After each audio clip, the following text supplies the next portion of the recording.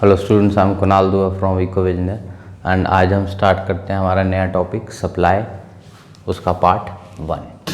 तो जैसे पिछला चैप्टर था हमारा डिमांड, वहाँ पे हम कंज्यूमर की नज़र से सोचते थे हर चीज़ को।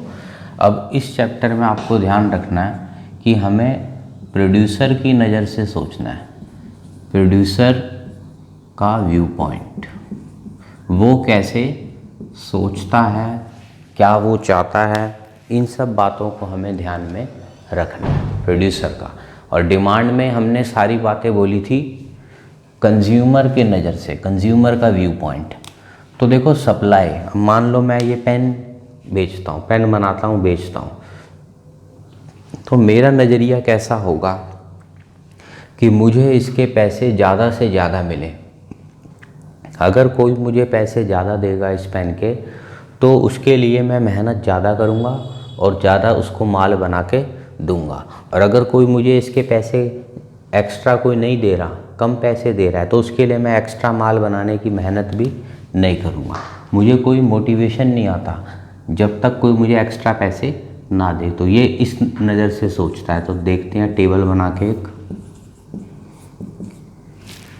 पिछले टॉपिक में था क्वांटिटी डिमांडेड, अब यहाँ हो जाएगा प्राइस के साथ क्वांटिटी सप्लाइड।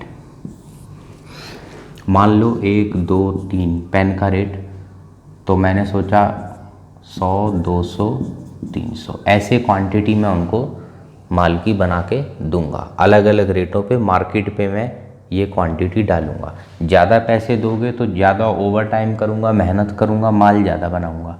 कम पैसे दोगे तो मैं नॉर्मल माल ही बनाऊंगा जितना इजीली मुझसे बनेगा। तो एक ये हो गया हमारा इंडिविजुअल सप्लाई का टेबल या शेड्यूल। अब इसको प्लॉट कर दो तो ये आ जाएगा इंडिविजुअल का सप्लाई कर्व। प्राइस 1, क्वांटिटी 100, 2, 200, ये पॉइंट्स आ गए, इनको ज्वाइन कर दो, ऐसे ही आगे का भी कर सकते हैं। नाम दे देते हैं SS, शॉर्टकट बना देते हैं। सप्लाई के कर्व को नाम दे देंगे SS। तो ये अपवर्ड डायरेक्शन में कर्व जा रहा है क्योंकि price increase, quantity supplied increase as producer gets more profit. तो प्रॉफिट मिलेगा, हम मेहनत करेंगे, क्वांटिटी सप्लाइड ज़्यादा कर देंगे। So curve is upward sloping.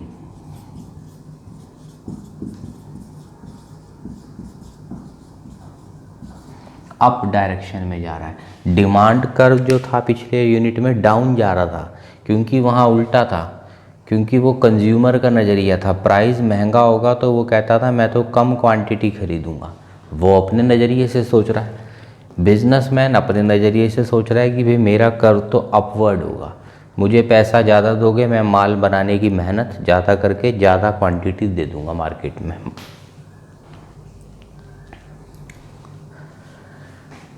तो ये हो गया एक इंडिविजुअल का सप्लाई कर्व। अब देखते हैं मार्केट का सप्लाई कर्व। जो जो टॉपिक पिछले डिमांड में हमने करे हैं वही सब अब फिर यहाँ आएंगे सप्लाई में।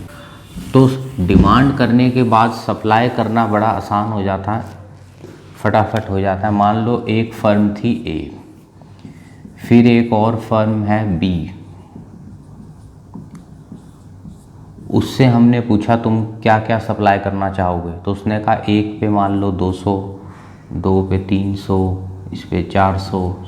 अपनी अपनी सबकी प्रॉफिट मार्जिन है, सबका अपना अपनी कॉस्ट है, तो अपने अपने हिसाब से सब जवाब दे रहे हैं मेरे को इतना सूट करता है। हमने कहा कोई बात नहीं। और मार्केट में मान लेते हैं छोटी सी मार्केट थी, उसमें 2 ही दुकानदार हैं बस। तो 1 रुपये पे कितना माल मार्केट में आएगा पेनों का? 100 ये बेचना चाहता है, 200 ये, तो 300 माल टोटल आ गया। 2 रुपये पे 200 प्लस 300 500, 3 पे 300 और 400 700। तो ये आ गया मार्केट का सप्लाई का टेबल या शेड्यूल। अब इसको प्लॉट कर देते हैं। तो बड़ा सा खुला ग्राफ बना लेते हैं। ये वाला एक्सिस बड़ा रखना क्योंकि क्वांटिटी आगे तक जा रही है काफ़ी, 700, 100 से लेके 700 तक। प्राइस का तो सिंपल ही है 1 2 3। अब दो तरीके हैं आपके पास, एक तो सिंपल तरीका है प्लॉट कर दो सारे अलग अलग इंडिपेंडेंट, और दूसरा तरीका ये है शॉर्ट अगर करना हो, क्योंकि अगर क्वेश्चन ने बोला ही नहीं है एग्जैक्ट प्लॉटिंग करने की तो हम अंदाजे से भी बना सकते हैं। जैसे मैं अंदाजे से पहले बना के दिखाता हूँ। ए का है 100 200 300, प्राइस 1 2 3, 100 200 300, मान लो 100 200 300, ये बन गया ए का 100 200 300। चाहो तो प्लॉट कर लो आराम से फुर्सत से।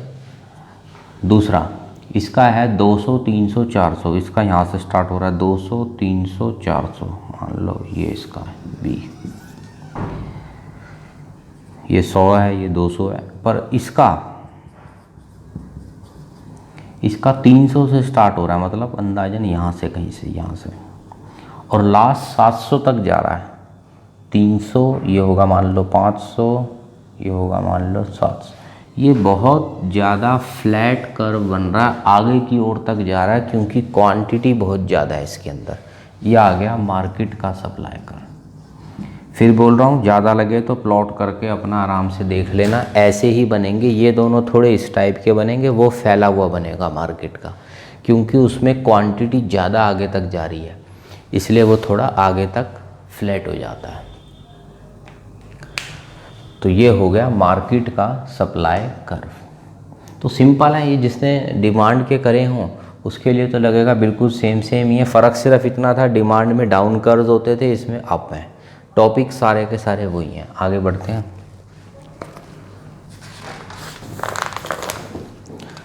तो हमने अभी एक बात देखी, इम्पॉर्टेंट बात है, प्राइस अगर बढ़ता है तो क्वांटिटी सप्लाइड बढ़ती है, या पी गिरता है क्वांटिटी सप्लाइड गिरती है।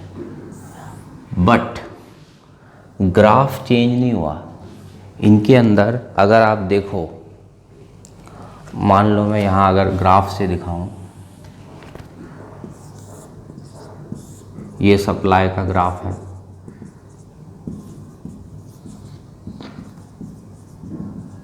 अगर प्राइस बढ़ गया मान लो P1 से P2 तो क्वांटिटी सप्लाइड बढ़ गई Q1 से Q2, पर सप्लाई का ग्राफ चेंज नहीं हुआ। सप्लाई का ग्राफ वही है SS। यही बात मैंने डिमांड में बोली थी कि प्राइस से ग्राफ चेंज नहीं होते, ना डिमांड के ना सप्लाई के, और बातों से होते हैं। तो अब वो और बातें हम समझते हैं। ऐसे फैक्टर्स, नोट तो इसको नहीं, क्वेश्चन लिख लेते हैं इसको। एक्सप्लेन फैक्टर्स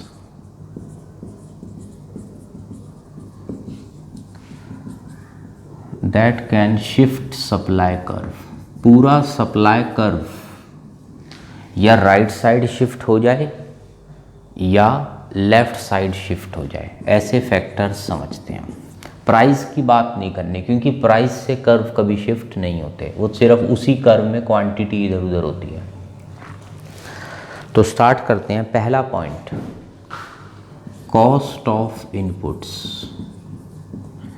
अब देखो मैं पेन बनाता हूँ, मेरे बहुत सारे इनपुट्स लगे हैं इसमें, जैसे रॉ मटेरियल लगा है, प्लास्टिक लगा है, इलेक्ट्रिसिटी, लेबर, ये सब।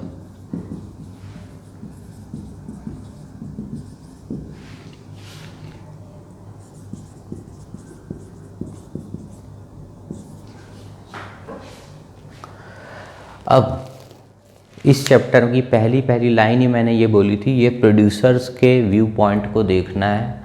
अपने आप को मान लो हम हैं फर्म, एक प्रोड्यूसर, हमें पैसा कमाना है, तो सीधी सी बात है, अगर कोई हमें ज़्यादा, जहाँ प्रॉफिट होगा वहाँ हम मेहनत भी ज़्यादा करेंगे। सबके साथ है प्रॉफिट होना, और कोई हमें कहे मेहनत कर, ओवर टाइम कर, रात भर काम कर, वो हमसे नहीं हो सकता। प्रॉफिट की प्रोड्यूसर की नज़र से सोचना है। तो समरी है इसके सारे आंसर्स की, जहाँ हमें प्रॉफिट ज़्यादा मिलेगा वहाँ मेहनत ज़्यादा करेंगे, हम माल की सप्लाई अपनी बढ़ा देंगे। और प्रॉफिट कम तो हम कहेंगे मेहनत भी कम, सप्लाई भी कम। एक लाइन ध्यान रखनी है, प्रॉफिट ज़्यादा, मेहनत ज़्यादा, सप्लाई ज़्यादा। अब हम स्टार्ट करते हैं। मान लो कुछ दिनों के लिए ये कॉस्ट ऑफ इनपुट्स गिर गई, हमें पता चला यार ये सब सस्ता हो गया, रॉ मटेरियल, लेबर, इलेक्ट्रिसिटी। तो उन दिनों में हम सोचेंगे हमारा प्रॉफिट तो बढ़ गया, खर्चे कम है मतलब प्रॉफिट ज़्यादा है। तो उन दिनों में मैक्सिमम से मैक्सिमम माल सप्लाई करेंगे, सप्लाई इंक्रीज, क्योंकि हमें पैसा कमाना है। और अगर ये बढ़ गया, मान लो कुछ दिनों के लिए पता चला ये बढ़ रहे हैं इनपुट्स, तो हमारा प्रॉफिट उन दिनों कम, तो हम कहेंगे टाइम वेस्ट नहीं करना, हम सप्लाई कम करेंगे तब। सेकंड, गवर्नमेंट के टैक्सेस। बड़ा ही सिंपल पॉइंट है। तो अगर टैक्सेस बढ़ेंगे, प्रॉफिट घटेगा, तो हम ऐसे वक्त पे सप्लाई घटाएंगे। और अगर टैक्सेस कम होंगे, वो रिवर्स आप खुद लिख लेना, प्रॉफिट बढ़ेगा, सप्लाई बढ़ेगी। ऐसे ही कई बार गवर्नमेंट कुछ कंपनियों को सब्सिडी दे देती है, मतलब उनको कुछ टैक्स में बेनिफिट्स दे देती है, या बिजली सस्ती दे देती है, या और किसी फॉर्म में कोई बेनिफिट दे देगी। तो अगर सरकार हमें सब्सिडी दे रही है, मतलब कोई बेनिफिट दे रही है, तो हमारा उससे प्रॉफिट बढ़ जाएगा। गवर्नमेंट सब्सिडीज इंक्रीज, तो प्रॉफिट इंक्रीज, सप्लाई इंक्रीज। तो कुछ लोगों पे टैक्सेस हैं और रिवर्स होता है सब्सिडीज़। टैक्सेस में गवर्नमेंट हमसे लेती है बिजनेसमैनों से, और सब्सिडीज़ में बिजनेसमैनों को देती है। तो गवर्नमेंट की अलग अलग स्कीम्स होती हैं। मान लो किसी गांव में जाके हम कोई प्लांट खोलते हैं, वहाँ के गरीब लोगों को नौकरियाँ देते हैं, तो गवर्नमेंट हमें कुछ सब्सिडी या कुछ बेनिफिट्स देती है, उससे हमारा प्रॉफिट बढ़ जाएगा, हम सप्लाई बढ़ा देंगे।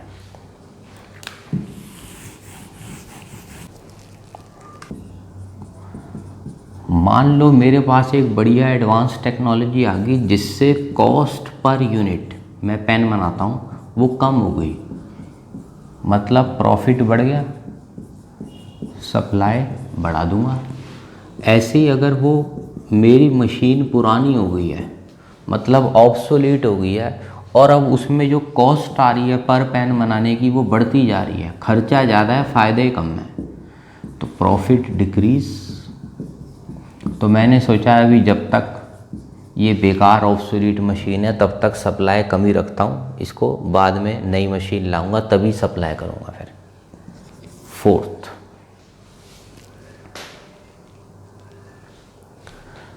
Price of other goods.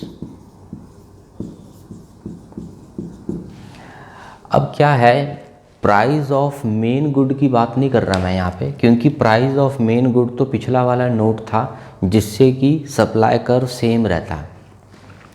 ये किसी और चीज़ का प्राइस है। मान लो मैं पेन तो बनाता ही हूँ, ये पेन का प्राइस नहीं है, मेरा मेन गुड जो है उसका प्राइस नहीं है, ये और चीज़ें हैं। मान लो मेरा एक साइड बिजनेस है कि मैं टेबल बनाता हूँ, ठीक है। मान लो मेन प्रोडक्ट है मेरा पेन, और एक और मेरा प्रोडक्ट है जो मैं बेचता हूँ, वो है टेबल, ठीक है। या इसको मैं ऐसे भी बोल सकता हूँ कि ये मेरे लिए एक सब्स्टिट्यूट है। मान लो कभी मेरा ये काम ना चले तो मैं इससे अपना काम चला लेता हूँ, सब्स्टिट्यूट है मेरा बिजनेस में। तो मेन गुड का प्राइस तो मेरे को सेम रखना होता है इन सारे पॉइंट्स में। अब मान लो मेरी कुछ लेबर पेन में लगी हुई है और कुछ टेबल में लगी हुई है, मैंने अपनी लेबर को बांट रखा है, ये साइड बिजनेस है, ये मेरा मेन बिजनेस है। पर अभी क्या हुआ कि जो ये वाला बिजनेस है मेरा, दूसरा वाला अदर गुड, उसके प्राइस बहुत ज़्यादा डाउन हो गए हैं, यानी कि इसमें तो मैं बिल्कुल ही फ्लॉप हो चुका हूँ, कोई फ़ायदा नहीं हो रहा मुझे। तो मैं इसकी लेबर को भी बोलूँगा तुम वहाँ सब फोकस छोड़ दो, सारे इस पे आ जाओ, पेन पे, और इसी पे ही मेहनत करते हैं और कुछ पैसा कमा लेते हैं। यानी if price of other good, जो मैं दूसरी चीज़ बना रहा हूँ उसमें मुझे नुकसान हो रहे हैं, गिर रहे हैं मार्केट में, जैसे टेबल, तो वहाँ तो बर्बाद हो ही रहे हैं, तो क्यों वहाँ पे टाइम वेस्ट करा जाए। अपनी लेबर को बोलूँगा यार इससे अच्छा तो पेन बिजनेस ही है, फिर जो मेरा मेन है वहीं पे आ जाओ सारे। Then producer will increase supply of main good, जो मेरा मेन बिजनेस है, यानी यहाँ पर pen, because he will find pen more profitable. आगे लिख सकते हो in comparison to table, table के जगह दिमाग कहेगा यार यहाँ टाइम वेस्ट मत कर, वहीं पे चलते हैं पेन बिजनेस पे।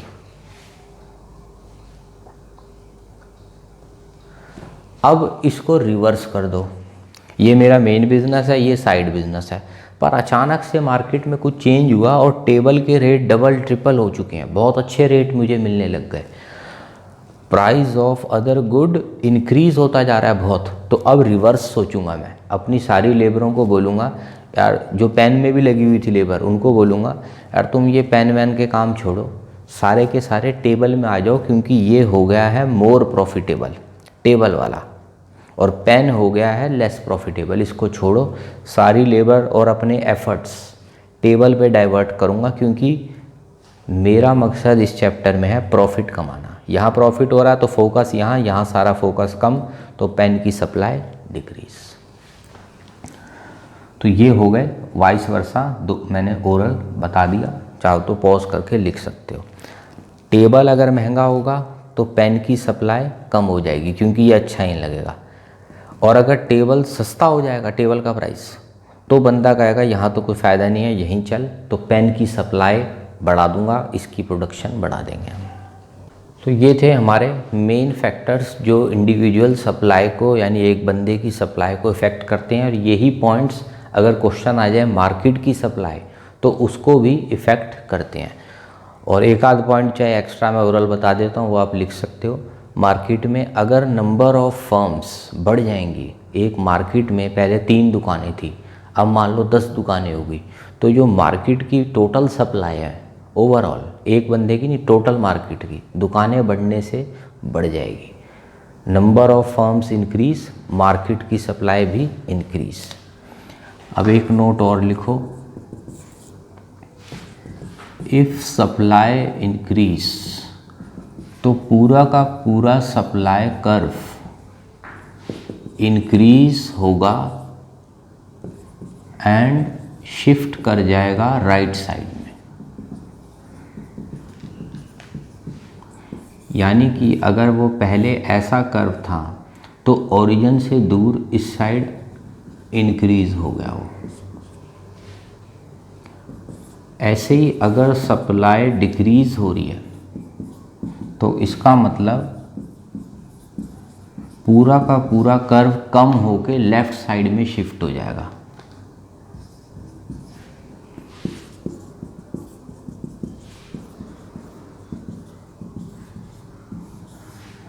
मान लो ये पुराना कर्व था तो ओरिजिन के पास हमेशा होता है लेफ्ट साइड, इधर आ गया। लेबल्स वही हैं, बार बार सेम ही लिखने हैं, प्राइस और क्वांटिटी सप्लाइड। यही रूल्स डिमांड में भी लिखाए थे, इसलिए थोड़े फास्ट मैंने लिख दिए। कर्व बढ़ेगा राइट शिफ्ट, कर्व घट रहा है, अगर सप्लाई गिर रही है तो कर्व घट के लेफ्ट साइड शिफ्ट कर जाएगा। आगे देखते हैं।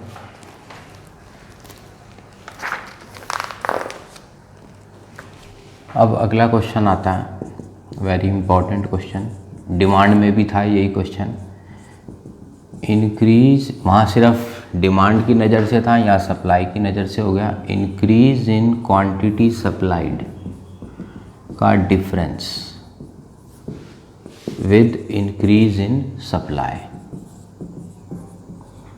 क्वेश्चन कह रहा है डिफरेंस समझाओ विद डायग्राम।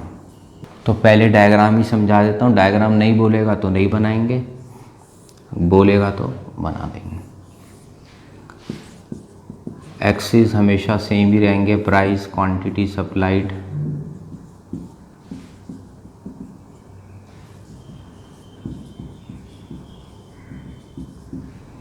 ये हो गई हमारी original position, S S curve, price P, quantity Q, कोई भी पी और उसका करस्पॉन्डिंग क्यू। अभी तक तो लग रहा है दोनों कर्व सेम है।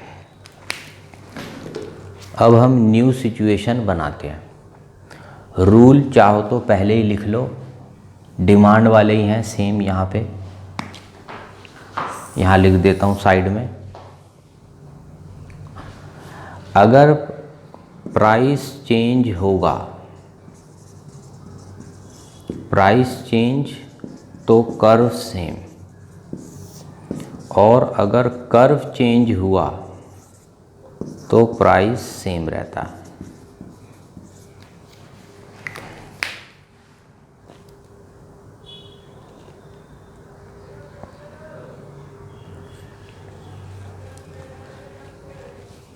और एक रूल मैंने पहले ही बता दिया था, यहाँ लिख देते हैं। अगर सप्लाई बढ़ेगी तो कर्व शिफ्ट टू राइट,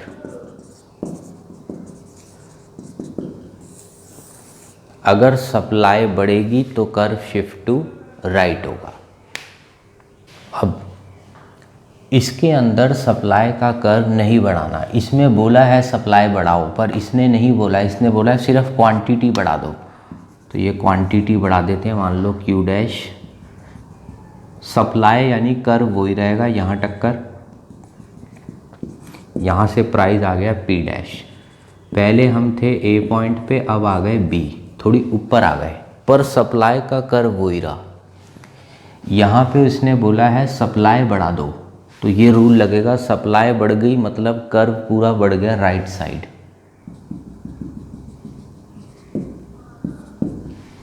अब देखो प्राइस बदला पर कर्व नहीं बदला, कर्व सेम है, एस एस। कर्व बदल गया तो प्राइस सेम रहेगा, तो सेम प्राइस न्यू कर्व को यहाँ टक्कर मार रहा है, यहाँ से क्वांटिटी निकाल लेते हैं क्यू डैश। तो यहाँ क्या हुआ, प्राइस बढ़ा जिसकी वजह से क्वांटिटी सप्लाइड, हमारी क्वांटिटी सप्लाइड इंक्रीज हो गई, क्यू से क्यू डैश। ठीक है, सिंपल है, शॉर्ट में ही बोल रहा हूँ, ओपी से ओपी डैश, ये ओक्यू से ओक्यू डैश। और यहाँ एट सेम प्राइस ओपी,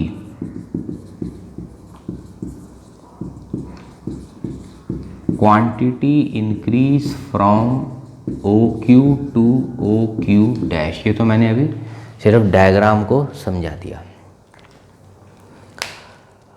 और पॉइंट्स कैसे बनाने हैं वो देख लेते हैं। अगर जिसने डिमांड वाले ये टॉपिक कर रखे हो तो वही तरीका है, यहाँ पर भी फ़र्क सिर्फ इतना था, वो कर्व डाउन थे, ये कर्व अप है, तरीका सारा वही है। तो पहली बात यहाँ क्या हुआ, ओरल बोल देता हूँ, increase in quantity supplied due to increase in price. और यहाँ क्या हुआ, सप्लाई कर्व पूरा इंक्रीज हो गया, supply increase, but price factor change नहीं हुआ, कोई और फैक्टर चेंज हुआ होगा, जो कि हमने अभी पिछले ही टॉपिक्स में करा है कि सप्लाई बढ़ रही है तो क्या कारण हो सकते हैं। शायद कॉस्ट ऑफ इनपुट्स कम हो गई होगी तो प्रॉफिट बढ़ गए, सप्लाई बढ़ गई। शायद गवर्नमेंट टैक्सेस गिर गए, प्रॉफिट बढ़ गया, सप्लाई राइट शिफ्ट हो गई। तो कुछ भी हो सकता है इनमें से। यानी कि फर्स्ट पॉइंट तो मैंने भी ओरल बोल दिया। सेकंड, प्राइस चेंज, यहाँ पे अदर फैक्टर्स चेंज नहीं हुए, जैसे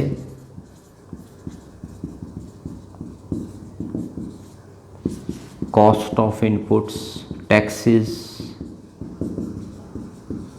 रिमेन कांस्टेंट। टॉपिक सारे लाइन में ही करना, पहले डिमांड ही करना, क्योंकि डिमांड करने के बाद सप्लाई और इसके बाद आएगा मार्केट इक्विलिब्रियम, तीनों कनेक्टेड है, वो इजी हो जाएंगे।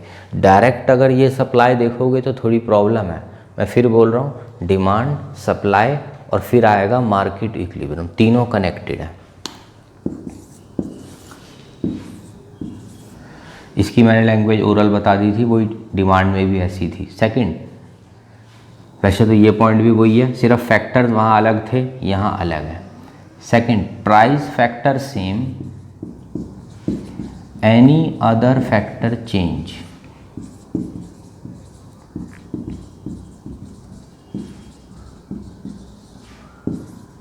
लाइक गवर्नमेंट ने टैक्सेस कम कर दिए होंगे, मेरा प्रॉफिट बढ़ा, सप्लाई बढ़ी, कॉस्ट ऑफ इनपुट्स लेबर वगैरह के खर्चे गिर गए होंगे, मेरा प्रॉफिट बढ़ गया, सप्लाई बढ़ गई। तो ये हो गया सेकंड पॉइंट। फर्स्ट तो बस जनरल बताया क्या हुआ सेकंड फैक्टर्स के बारे में। थर्ड होता है कर्व का बदलना। तो देखो कर्व यहाँ बदला नहीं, एस एस ही रहा, यहाँ बदल के एस एस से S dash S dash.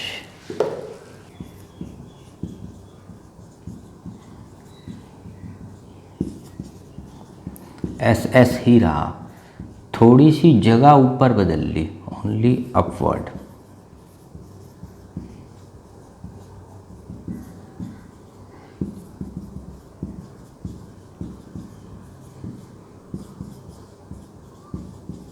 Curve same है, यहाँ कर्व शिफ्ट।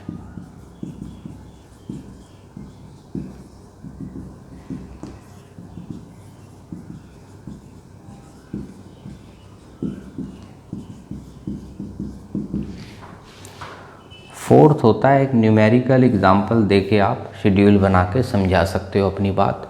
मान लो ये है 10, ये है 100 और ये बढ़ के हो गया मान लो 11, ये हो गया 110।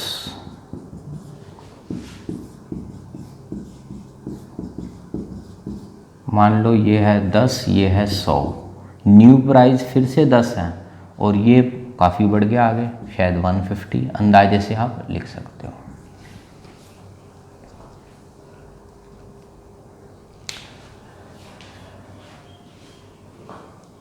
अब पेपर में अलग अलग नाम आते हैं, सेम फिर वही बात बोल रहा हूँ, डिमांड में भी यही सारे स्टेप्स थे, नाम भी वही के वही थे। इसे बोलेंगे हम एक्सटेंशन। सप्लाई की थोड़ी सी एक्सटेंशन हुई है, कर्व शिफ्ट नहीं हुआ, या इसे बोलेंगे हम थोड़ी सी जगह ऊपर आ गया, ये अपवर्ड मूवमेंट। यहाँ जगह कम है, यहाँ लिख देता हूँ मिटाकर, upward movement on supply curve. ये देखो ए टू बी हो रही है अपवर्ड मूवमेंट। अब इसके और क्या क्या नाम हो सकते हैं, तो इसका एक ही है राइटवर्ड शिफ्ट।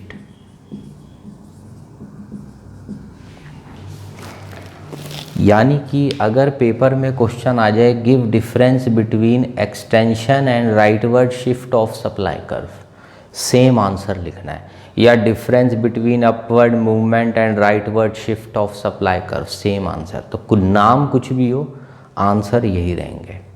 अब कर देते हैं इसका रिवर्स। ये था इंक्रीज इंक्रीज, अब दोनों का डिक्रीज डिक्रीज। डिमांड में फिर बोल रहा हूँ, बहुत ज़्यादा डिटेल में करवाए थे पहले, वो करना, इसीलिए ये वाले थोड़े फास्ट कर रहा हूँ। डायरेक्ट ये देखोगे तो प्रॉब्लम है, पहले डिमांड करने हैं।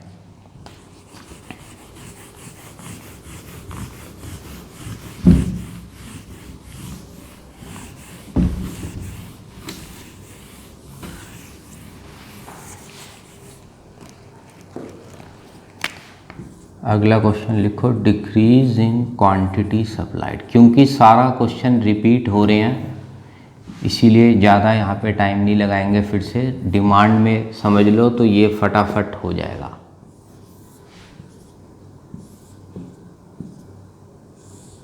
ओरिजिनल पोजीशन,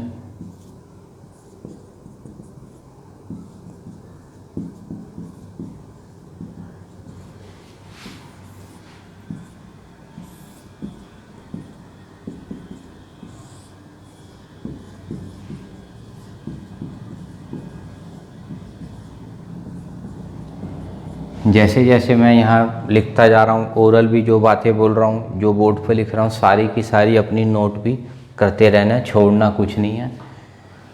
अदर नेम्स भी जो लिखता हूँ, हर चीज़ वो नोट करते जाओ अपनी, चाहे पॉज करो, वीडियो रिपीट करो, जैसे भी करो, पर नोट सब करना है। तो देखो क्वांटिटी गिरी है, यहाँ पूरा कर्व गिरा है। अब नोट लिखवा रखा था सप्लाई बढ़ेगी तो कर्व राइट शिफ्ट जाएगा।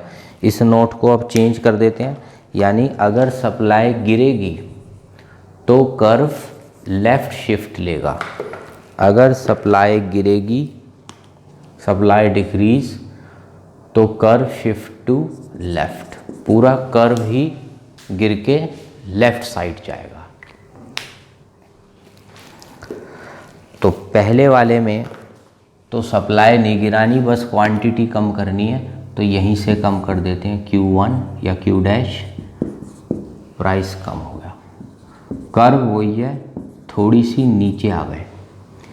सप्लाई गिर गई मतलब पूरा कर्व गिर गया, मतलब left side.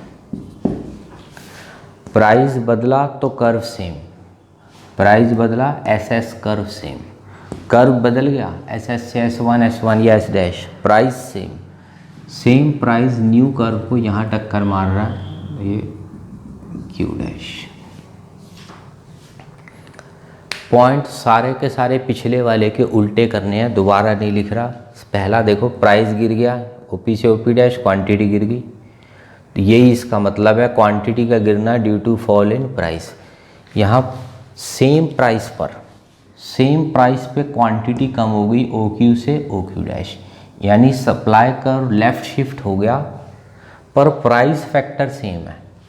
Any other factor change हुआ होगा, यहाँ पे price change, other factor same, tax, cost of input same. यहाँ पे सोचो सेकंड पॉइंट में क्या लिखोगे, price same but other factor like tax बढ़ गया होगा, तभी प्रॉफिट घटा, सप्लाई लेफ्ट।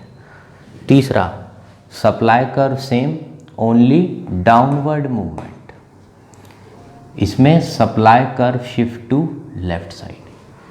फोर्थ, कोई न्यूमेरिकल से नंबर दे दो, मान लो 10, 100, ये हो गया 8, 80, 10, 100, 10 पे ही 50। जिसका डिमांड हो गया उसके सप्लाई के सारे हो गए, और सप्लाई में भी पहला वाला हो गया तो समझ लो ये भी हो गया। रिवर्स करना है, कुछ नहीं करना है इसमें। अदर नेम क्या क्या हो सकते हैं इसके क्वेश्चन के, इसे बोलते हैं कॉन्ट्रैक्शन, पहले वाला था एक्सटेंशन, या डाउनवर्ड मूवमेंट।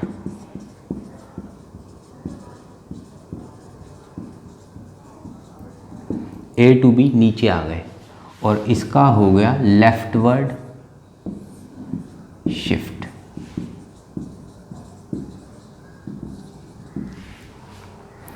यानी अगर क्वेश्चन आ जाए give difference between contraction and leftward shift of supply curve, ये रहा ग्राफ, पॉइंट्स वही हैं, पिछले वाले के रिवर्स कर दिए।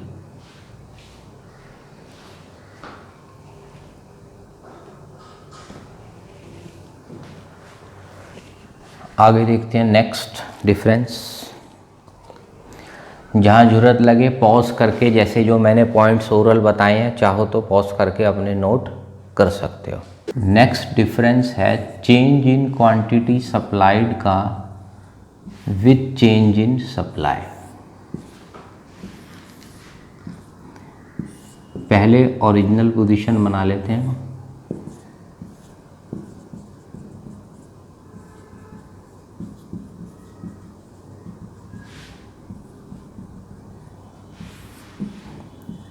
एक P प्राइस, Q क्वांटिटी।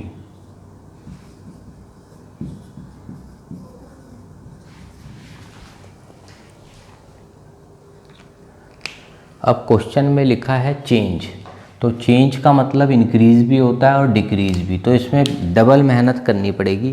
तो ऐसा करते हैं, पहले हम इसे पढ़ते हैं इंक्रीज, Q1 P1, ये हो गया A to B, क्वांटिटी बढ़ा दी। इससे पढ़ते हैं इंक्रीज इन सप्लाई, तो पूरा ग्राफ बढ़ा दिया, प्राइस इसमें सेम रहते हैं,